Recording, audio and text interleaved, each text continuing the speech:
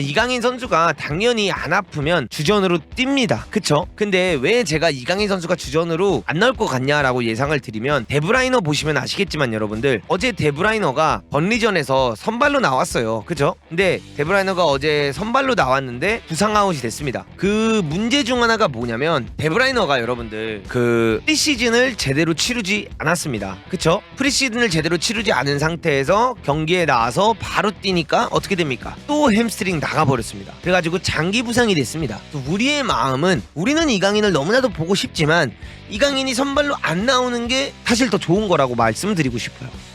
엔리케가 이번에 그 PSG 공식 유튜브를 통해서 첫 경기 어떻게 준비하고 있나요? 리강 분석은 다 되었나요? 라고 하면서 프레스 컨퍼런스에서 질문을 받았어요. 근데 이 질문을 받았는데 여기서 엔리케가 뭐라고 얘기를 하냐면 이런 식으로 얘기를 했습니다. Rather than analyzing 리강, we have been working on characteristic of the teams here in 리강. 이 리그앙이라는 이야기를 할 때마다 자꾸 강인이가 떠오르더라고. 리그앙, 리그앙, 리그앙인. Rather than analyzing 리그앙인, we have been working on the characteristic of the teams here in 리강인. 자꾸 이강인을 외치는 것 같다는 느낌이 보이지 않게 느껴졌다, 이렇게 말하고 싶고요. 첫 번째 경기 로리앙이랑 툴루즈 경기를 맞춰서 집중을 하고 있다. 그리고 이 팀은 좋은 축구를 해서 PSG를 이긴 적이 있다. 그리고 탑 레벨의 선수들이 있습니다. 그래서 그들과의 경기는 굉장히 어려울 것이다, 이렇게 인터뷰를 했습니다. 약간 요게 여러분들 어떻게 보면은 상대팀을 존중하는 듯한 인터뷰이기도 하지만 오히려 약간 엔리케가 불안해하는 것도 있는 게 아닐까,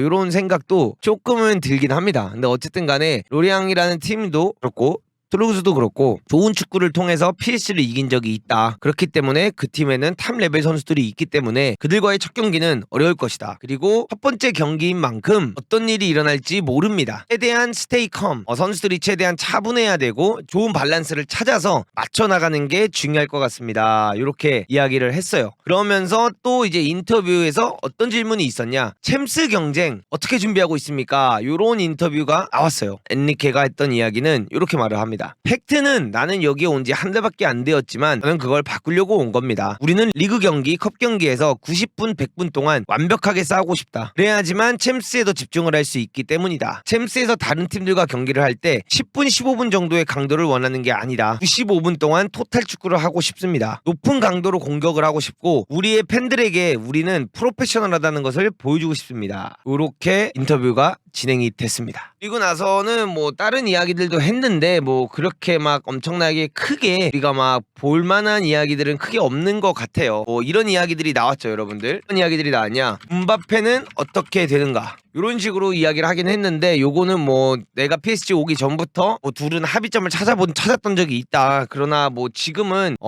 감독이나 선수, 코치보다 구단이 우선이 돼야 된다. 그렇기 때문에 이거는 내가 무언가를 할 수가 없고 회장님께서 결정하는 대로 진행이 될 거다, 이런 식으로 이제 이야기를 했습니다. 근데 여러분들 이 부분에 있어서 엔리케의 실제 마음은 사실 본인도 약간 이제 음바페도 나간다, 네이마르도 나간다, 이런 상황, 베라티까지 나간다, 이런 상황이 됐기 때문에 사실 우리가 맨날 말하는 게 뭐 이강인 취업 사기 당했다, 이강인 돈 많은 마요르카에 왔다, 이렇게 이야기하는데 엔리케도 취업 사기를 당한 걸 수도 있어요. 엔리케도 음바페를 뜯기고 싶고 엔리케도 네이마르를 뛰게 하고 싶을 겁니다. 솔직히 감독이라면 음바페가 내년에 나가든 말든 음바페가 1년 동안 이 팀에 있는 거잖아. 그러면은 엔리케는 솔직히 음바페를 당연히 적극적으로 활용하고 싶죠. 어느 감독이 이 선수가 떠난다고 해서 2군에 그냥 냅두고 싶겠습니까? 걔 누구죠? 가리빈가 얘네 막 아센시오 얘네들 뛰는 거 보면 어떻게 음바페를 안 쓰고 싶겠습니까? 당연히 음바페를 쓰고 싶겠지만 여기서 이제 엔리케가 충성심을 한번 보여주죠. 무엇보다 회장님이 말했듯이 선수, 감독, 코치보다 구단이 우선순위가 되어야 된다고 생각을 한다, 이렇게 얘기를 했죠. 그 다음에 두 번째는, 그렇다면 네이마르, 베라티는 어떻게 되는 것인가, 이렇게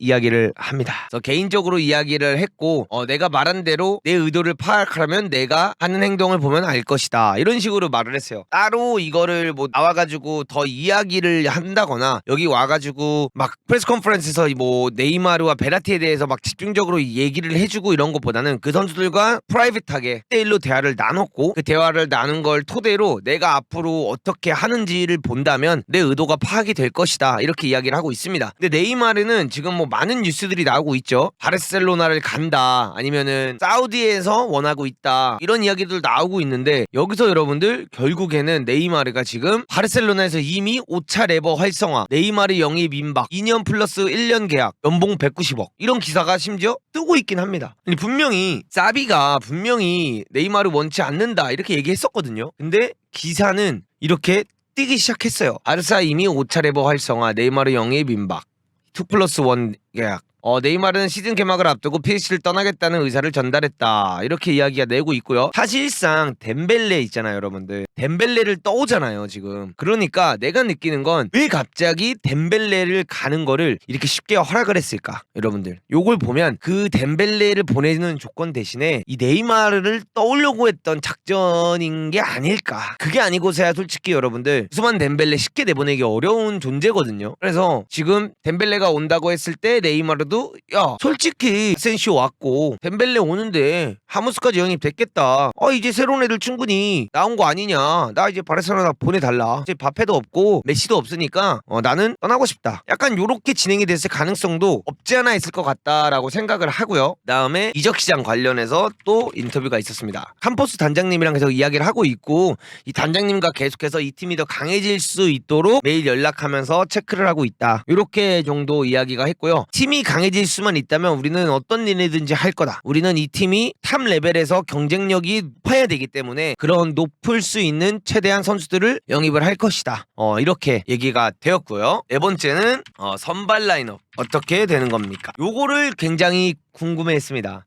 내일 도대체 선발 라인업 어떻게 되냐, 도대체 내일은 어떻게 될 것이냐, 이렇게 물어보고 있는데, 여기서 이제 엔리케는 약간 요런 식으로 인터뷰를 했죠. 내 철학? 나는 선발 라인업 알려주지 않는다. 이게 내 철학이다. 나는 항상 어느 팀에 있었든지 간에 내 선발 라인업을 절대로 미리 공개하는 유형의 감독이 아니다. 그렇기 때문에 선발 라인업을 알고 싶다면 내일 오전에 그 선수들이 소집이 되었을 때 나는 선수들에게 이야기를 해줄 것이다. 그렇기 때문에 그런 부분에 있어서 누가 선발로 나올지는 말을 할 수 없다, 이렇게 했고요. 그다음에 여기서 근데 한 명의 특정 선수를 이야기하긴 합니다. 다만 한 가지 말해줄 수 있는 건 에메리 선수는 아주 똑똑하고 기술도 좋으며 가장 뛰어난 유망주 중에 하나라는 점이다, 이렇게 이야기를 했습니다.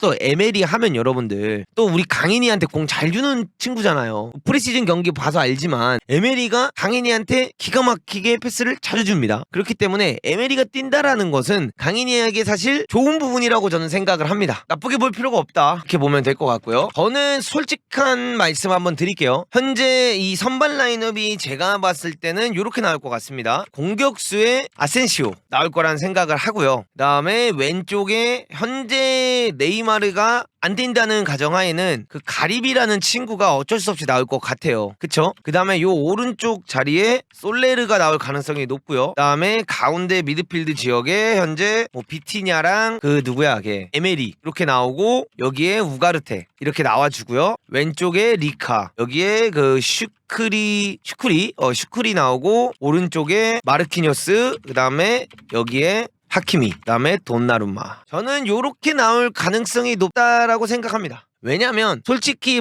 하무스가 온 지 얼마 안 됐잖아요. 그래서 하무스를 선발 출전으로 내보내고 아센시오를 여기다가 내보낼 가능성도 있다고 봐야 되지만, 하무스가 아직 적응이 덜 되지 않았을까? 라는 생각에 저는 시작은 아센시오로 시작을 시키고, 여기에 그 말씀드렸던 솔레르라든가 이런 선수들을 출전시킬 가능성이 저는 어느 정도 있다라고 생각을 하고요. 교체로 이강인을 투입시킬 가능성이 높다라고 생각을 합니다. 그래서 이렇게 선발 출전을 해서 경기를 가다가 이제 냐를 빼고 여기에 이강인을 투입시키고 아센시오를 오히려 왼쪽으로 보내면서 여기에 하무스 교체를 할 가능성이 높다, 이렇게 될 가능성이 높고요. 솔레르가 만약에 부상이 나면 여기에 다른 선수가 나올 가능성도 우리가 배제할 수 없다라고 전 생각을 합니다. 그래서 이강인 선수가 당연히 안 아프면 주전으로 뜁니다. 그쵸? 근데 왜 제가 이강인 선수가 주전으로 안 나올 것 같냐라고 예상을 드리면, 데브라이너 보시면 아시겠지만 여러분들, 어제 데브라이너가 번리전에서 선발로 나왔어요. 그쵸? 근데 데브라이너가 어제 선발로 나왔는데 부상 아웃이 됐습니다. 그 문제 중 하나가 뭐냐면, 데브라이너가 여러분들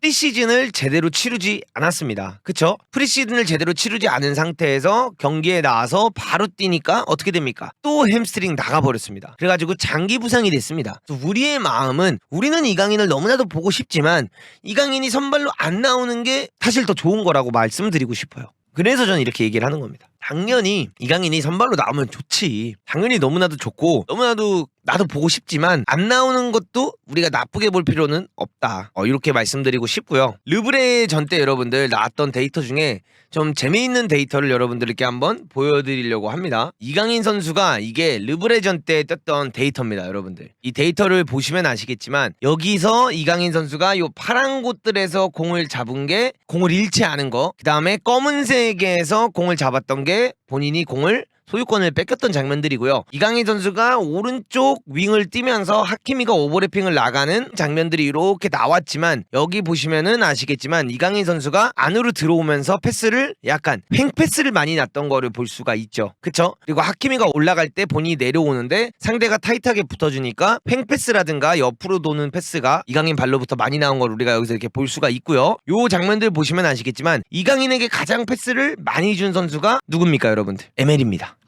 에메리가 이강인에게 10번을 줬고요. 그 다음에 이강인이 에메리에게 8번을 줬습니다. 그 다음으로 공을 많이 준 선수는 하키미입니다. 하키미가 6개를 줬고 본인이 이강인이 하키미에게 8개를 줬어요. 그래서 여기서 이렇게 보면 우리가 이제 볼 수 있는 좋은 것 중 하나는 에메리가 지금 극찬을 받고 있잖아요. 그래서 에메리가 극찬을 받고 있기 때문에 에메리가 뛰는 거는 이강인에게 좋은 것 중 하나다. 왜냐? 에메리는 이강인에게 패스를 많이 주는 선수이기 때문이다. 이런 걸 우리가 볼 수가 있고, 두 번째로 공을 많이 주고받은 선수가 하킴이라는 부분, 요 부분도 굉장히 좋은 거죠. 왜냐? 오른쪽에서 오버래핑 나가는 게 하킴이기 때문에. 그렇기 때문에 이강인이 여기서 이제 중심적으로 이렇게 뛰게 된다면 하키미의 오버래핑과 에메리의 연결고리, 요게 굉장히 잘 되면 될수록 이강인의 퍼포먼스가 살아갈 가능성이 높다라고 볼 수가 있고요. 여기 이제 보면 아쉬웠던 데이터가 뭐였냐면 아센시오로부터 이강인에게 들어온 패스가 빵개였다라는 거. 그렇기 때문에 아센시오가 뛰게 된다면 조금 더 적극적으로 폴스9처럼 내려와주기도 하면서 공을 소유해서 이강인에게 패스를 주는 장면들이 조금 더 많아지면 좋다.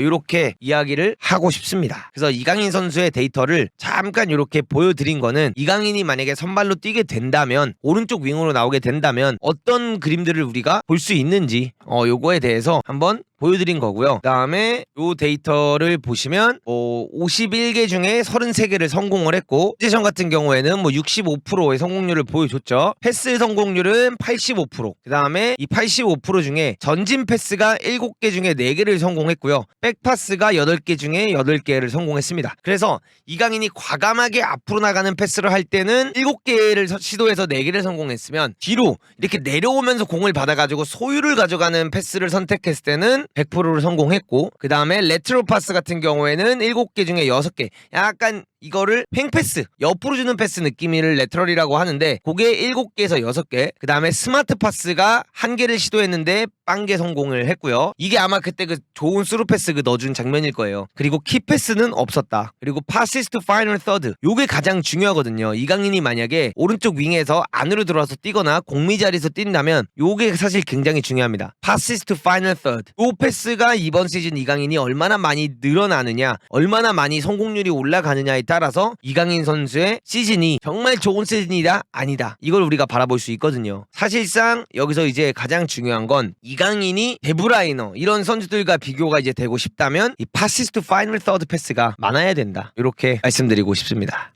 전날 복귀했는데 여러분들 벌써부터 948분이나 봐주고 계셔가지고 너무 감사하네요.